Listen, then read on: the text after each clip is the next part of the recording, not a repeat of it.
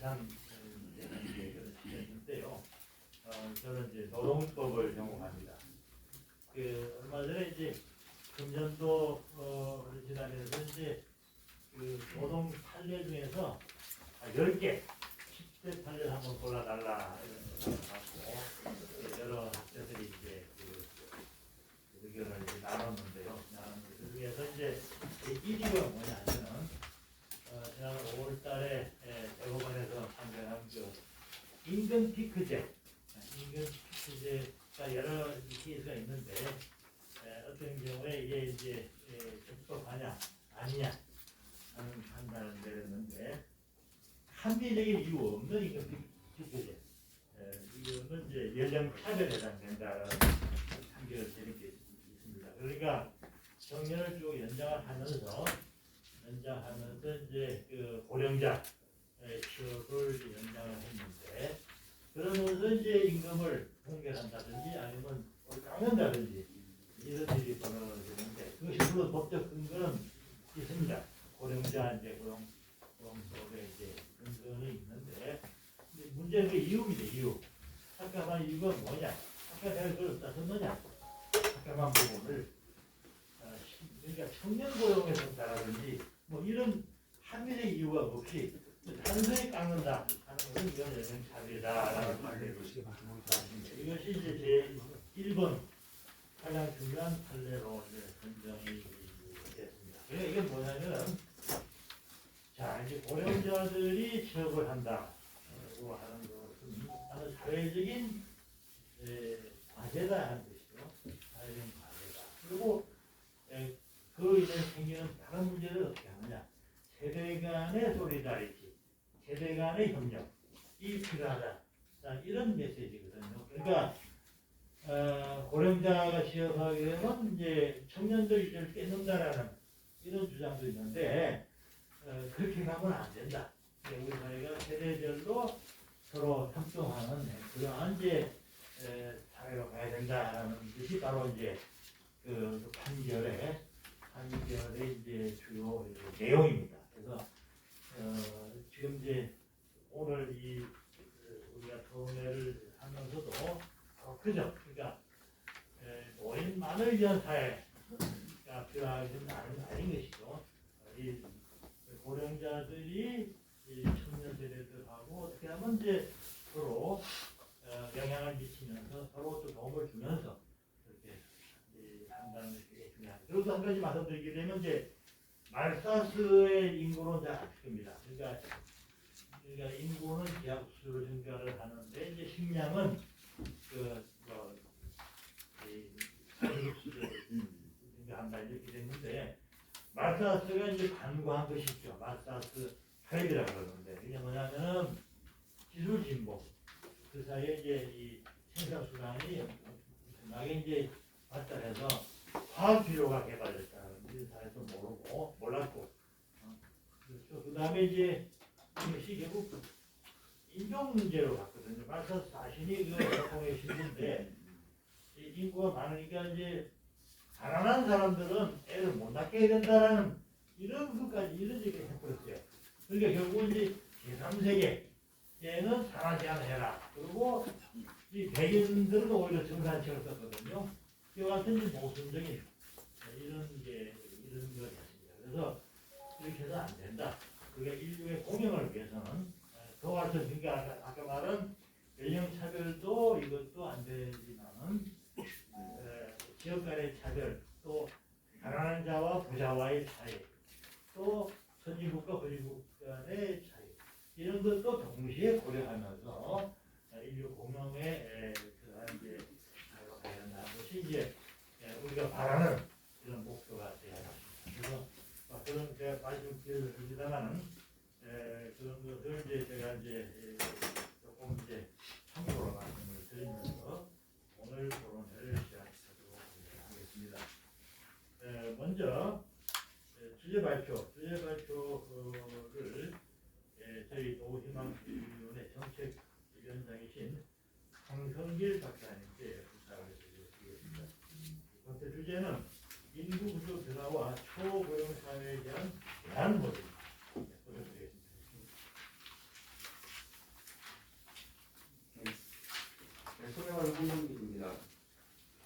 마이크 좀 많이 봐요. 제가 좀 코에 문제가 있어가지고 말할 때 좀 마이크 폼이 좀 문제가 있어요. 뭐 지금 네. 지금 이광택 선생님이 말씀하셨듯이 멜서스가 그런 얘기를 해요. 노동자들한테 도와주는 것보다 성직자들이 너희들이 11조를 써라. 그게 더 수요를 더 많이 할 수 있다. 이런 얘기를 하는 건데, 그래서 찰스 디킨스가 그 멜서스를 갖다가 크리스마스 트리에서 스크루지로 표현을 해요. 스크루지로 표현을 하는데, 그런 문제점에서 멜서스가 생각했던 거는 이 경제를 갖다가 어떤 가난하고 부자고 분배 문제가 아니라 어떻게 운영하느냐는 중점을 놓고 수요가 일어나야만 경제가 돌아가는데 이 사람은 가난한 사람이 배불리 먹는 게 중요한 게 아니라 경제가 어떻게 돌아가느냐를 또 핵심으로 놓고 그래서 그런 걸 갖다가 경제적으로 그냥 서서 하는 거고 제가 이 부분을 갖다 발제하게 된 계기는 전체 계획을 짠 계기는 우리 뭐 김국수 위원장님께서 뭔가 한번 우리가 좀 선도적으로 뭘 해보자 해가지고 제가 제안을 받아들여가지고 이제 몇 번에 걸쳐서 한두 번이 아니라 몇 번에 걸쳐서 하자고 이제 확대되는 건데 아까 일단 말씀드렸듯이 우리가 얼마 전까지만 이런 걱정을 했죠. 우리 멜서스가 지금 이제 26이니까 하는 말인데 인구가 너무 많다. 인구가 너무 많아갖고 지구가 환경 문제, 식량 문제뿐만 아니라 꼭 지구가 어떻게 될 거다. 이런 얘기를 주로 했었죠. 얼마 전까지. 그런데 한 3, 4년 전부터 우리나라 인구가 갑자기 이제 급속하게 줄어드니까 인구 문제 가지고 이제 우리 옛날에 우리가 유럽에서 많이 있었던 일들 뭐 그런 제가 이걸 하면 기억나는 게 1990년대 제가 독일에서 있을 때 독일 인구가 굉장히 많이 줄었어요. 그래가지고 저쪽 동구권에서 약 100만 명의 노동자들을 실태온 적이 있어요. 그때 생각이 나는 거예요. 그때 생각이 나고 그래가지고 와 우리나라가 지금 어느 정도의 문제점이 있는가 해가지고 제가 이런저런 걸 봤는데 그래서 어차피 우리가 제가 이 발전을 써놨지만 인구는 원래 이렇게 점진적으로 증가하다가 급하게 증가하다가 정체기를 겪고 그 다음에 점진적으로 하락하는 그런 어떤 6단계를 거친다고 보통 인구 교과서에서 나와 있거든요.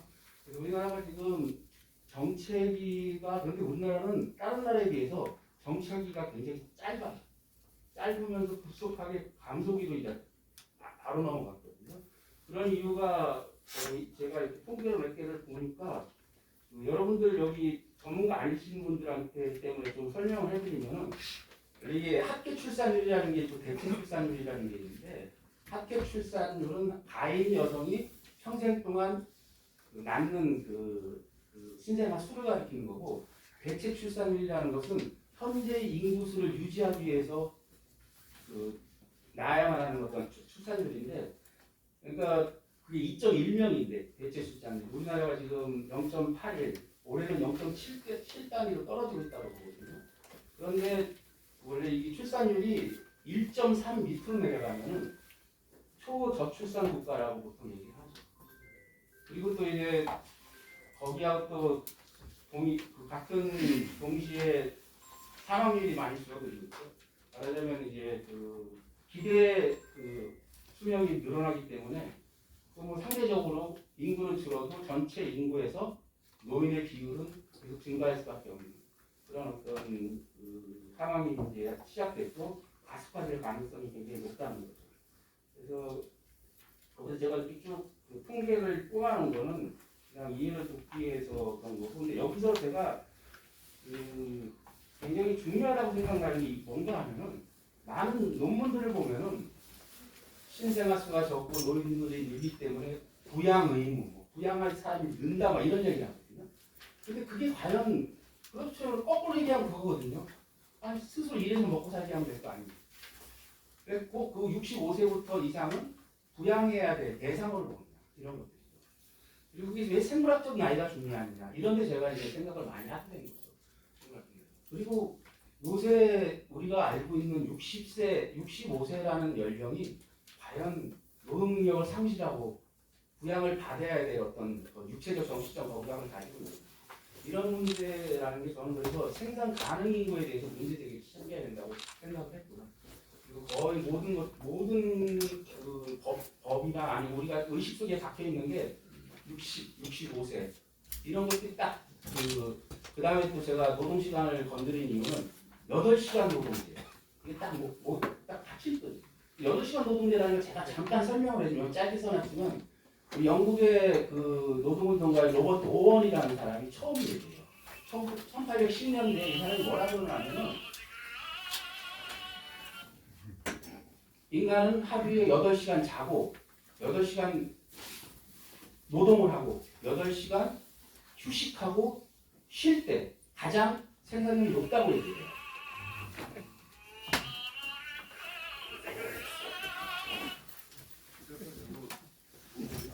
네, 전부 다 휴대폰 좀 녹음을 해주시면 좋겠네요.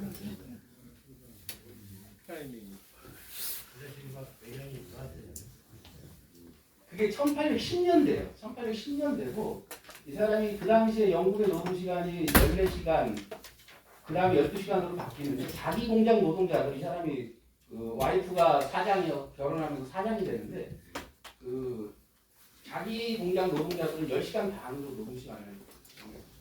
그리고 이제 그걸 갖다 실행을 하는데 이게 남북전쟁 때 그 군수공장의 미국 노동자들이 8시간 노동제하고 타워버려요.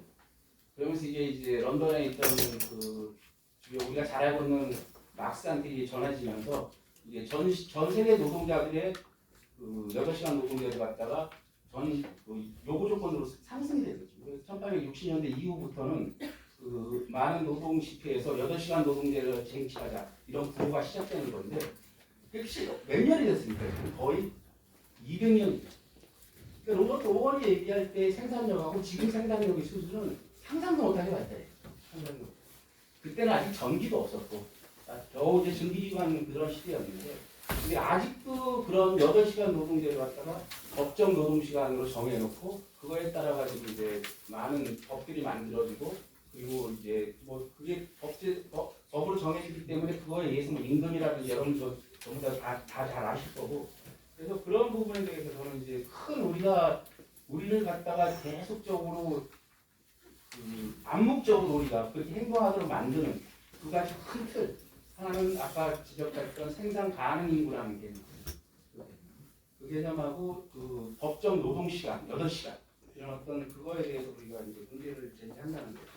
그리고 그랬을 때 뭐 여러 가지 여기서 이제 굉장히 중요한 건 아까 그 기술이 발달하고 이러면서 절대적 인구는 줄어도 자본이 필요한 상대적 인구는 늘어나거든요. 늘어나기 때문에 많은 노동자들이 지금 아니면 실업자들이 많이 생기게 되죠. 많이 생기게 되는데 이런 실업의 문제에서 아까 그 국회의원도 그렇고 그 의원님도 그렇고 그 이광택 교수님도 말씀하셨듯이 이게 실제로 청년이랑 노년층이랑 우리가 보통 많은 이런 얘기를 해요. 총성 없는 전쟁이다. 일자리를 둘러싼 이런 얘기를 많이 하거든요.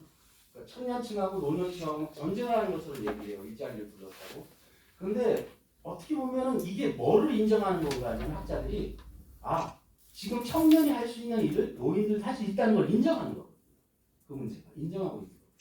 그렇기 때문에 이런 문제 지금 그리고 제가 여기도 문제 제기해서 굉장히 중요하게 다루려고 했지만 그거는 자세하게는 안 썼는데 앞으로 지금 우리가 이번 코비드를 보면서 느낀 게 어떤 점인가 하면은 기존의 과학기술혁명이 생산 과정으로 직접적으로 응용되고 있다는 거예요. 지금 저도 3년 동안 그 학교에 이제 뭐 프리랜서로 강의를 하는데 거의 줌으로 강의를 했거든요. 줌 강의하고 시험도 뭐 줌으로 보고 이런 것들이 그리고 뭐 화상회의도 많이 한다는 얘기를 들었고 앞으로 이 산후노동뿐만 아니라 그리고 우리가 지금 가끔 식당이나 음식점 자영업자 가면은 굉장히 많이 자동화되어 있죠. 의외로 굉장히 급속하게 일어나고 있죠. 그런 것들이 급속하게 일어나고 있고 이런 것들이 앞으로 굉장히 어떻게 보면 순식간에 바뀔 수 있다고 보는 거죠. 그러니까 우리가 보통 이렇게 얘기할 때 제가 많이 들은 예가 이건데 1920년대 뉴욕 맨하탄에 마차가 9대, 자동차가 1대였는데 불과 10년 후에 자동차가 9대가 되고 마차가 1대가 되거든요. 그런 것들이 지금 눈앞에서 펼쳐지고 있는 많은 상황들이 굉장히 급하게 변할 수가 있는 거죠.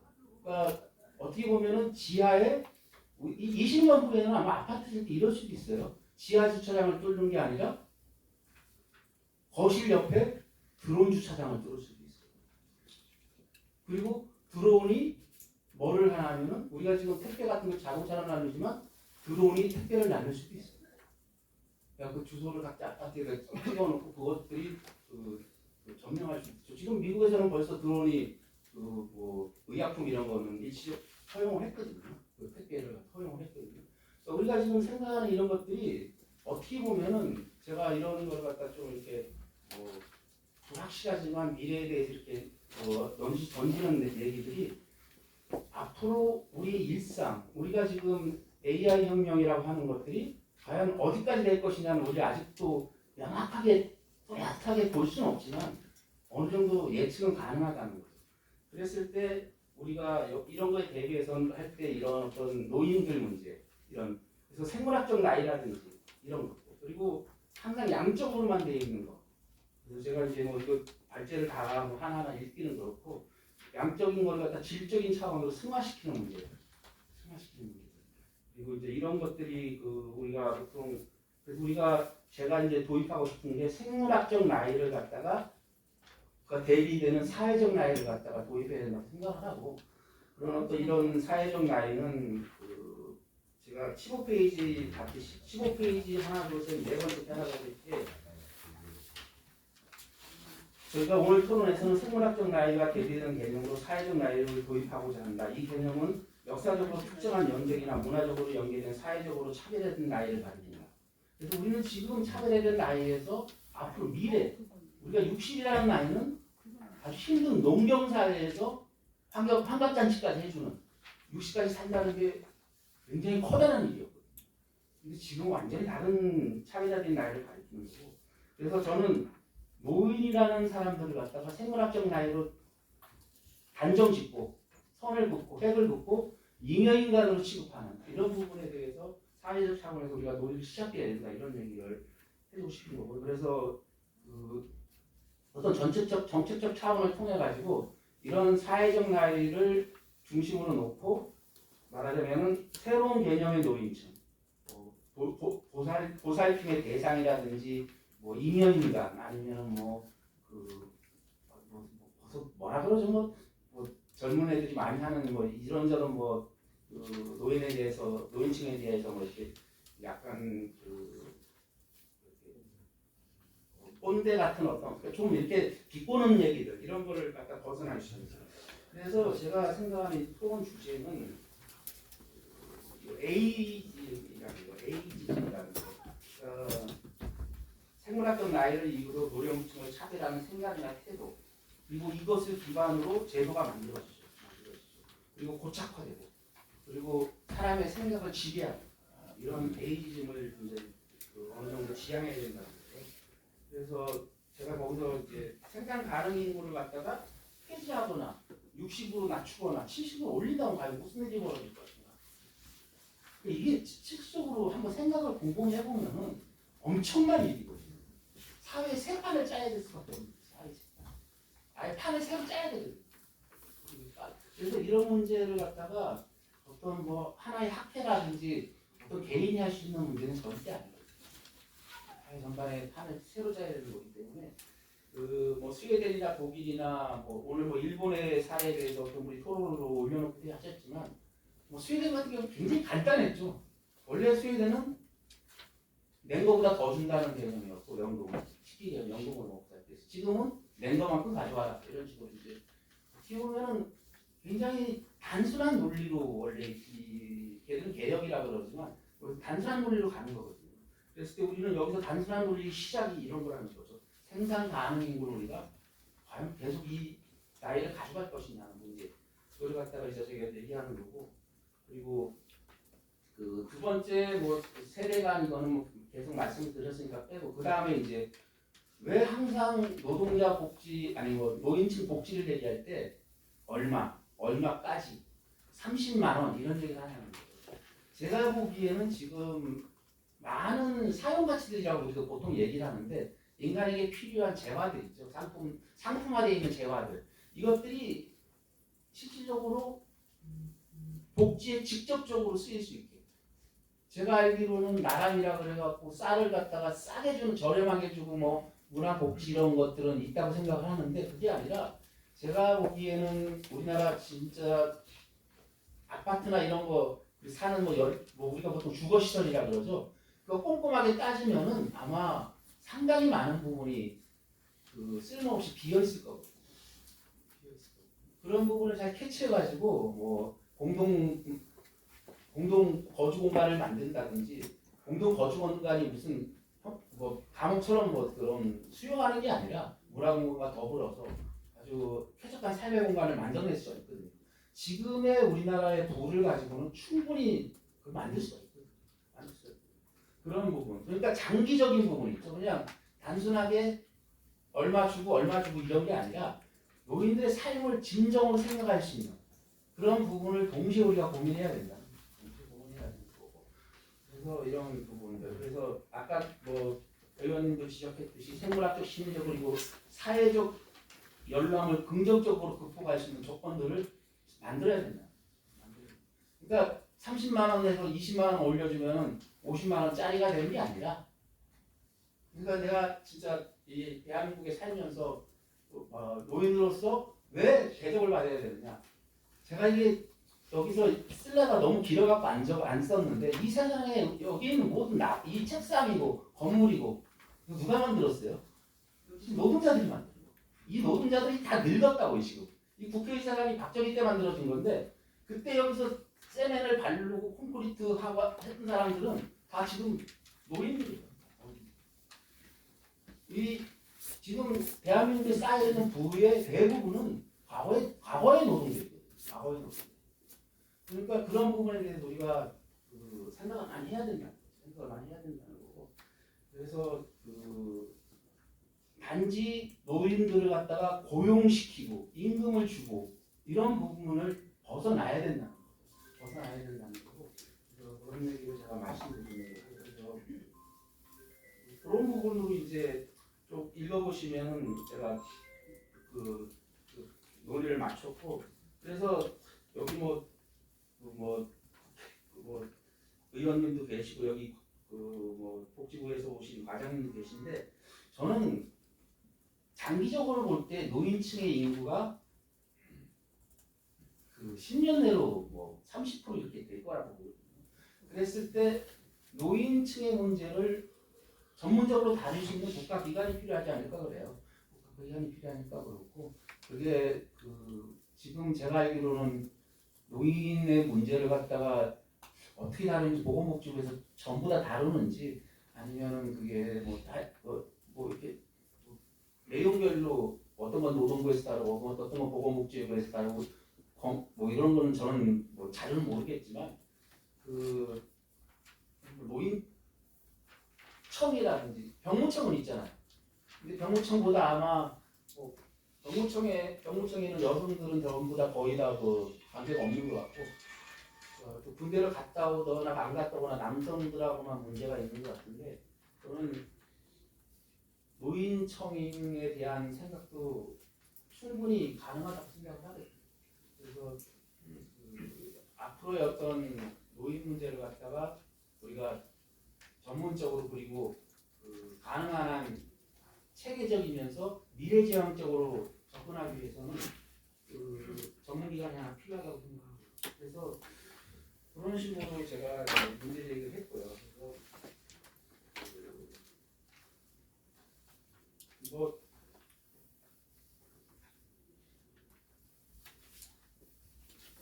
결국은 제 발제의 핵심은 노인이라는 부분을 갖다가 더 이상 현재 어떤 발전, 연대기적 어떤 차별점을 염두에 둔다면은 생물학적 나이인 65살, 우리나라 고용 나이가 60살고, 통계를 보니까 우리나라는 50살 이전에 뭐 정년 퇴직하고 뭐 이렇게, 일본은 계속 가고 다 얘기들이 많던데, 그런 걸 갖다 비교 연구하는 것도 분명 일본을 따라가다 스웨덴의 장점을 받아들인다 이런 것도 뭐 얘기는 돼야 되겠죠. 그렇지만 본질적으로 우리가 지금 저는 이런 거대한 담론에 대해서 우리가 그 문제를 갖다가 그 제기해야 되고, 그리고 우리를 여태까지 고착화시켜놓은 담론을 갖다가 우리가 그걸 어떤 식으로 폐기시키고 새로운 담론을 시작해야 된다. 이런 식의 어떤 발상이었습니다. 제 생각으로 마치겠습니다.